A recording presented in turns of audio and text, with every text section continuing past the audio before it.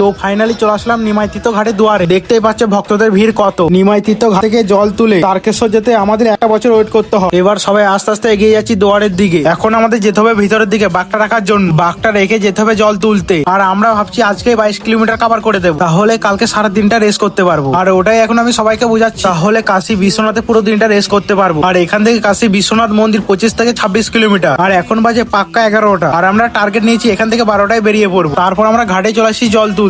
আর এখানে গুড়ি গুড়ি বৃষ্টি শুরু হয়ে যায়। ওর সোজা জল তুলে চলে আসি আমরা বাঁকের কাছে। বড় মায়ের ছবিতে আমরা একটা জবা ফুলের মালা পরিয়ে দিই। তার আশীর্বাদ নিয়ে আমরা যাত্রা শুরু করব। আর তার সঙ্গে বাঘটাও সাজাতে শুরু করি ফুল দিয়ে। আর কলসি দিয়ে গঙ্গা মাটিতে মুখটা বন্ধ করে দিই, যাতে জলটা না পড়ে যায়। আর এখন আমাদের বাঘ সাজানো কমপ্লিট। আর এখন বাকি আরতির পালা। তারপর সবাই একে একে আরতি করার পর আমাকে দেয়। এরপর আমি আরতি করে বড় মাকে প্রণাম করে 500 জনকে দিয়ে দিই আরতি করার জন্য। আর একটা ভাই আমাকে কমেন্ট করে বলছি, দাদা তোমরা এই মায়ের ছবিটা কোথা থেকে এনেছো? আমরা এই বড় মায়ের ছবিটা নৈহাটির থেকে এনেছি। এবার আমরা বেরিয়ে পড়ি তারকনাথের দিকে। চলো নেক্সট পার্টে আবার দেখা হচ্ছে তোমাদের সাথে।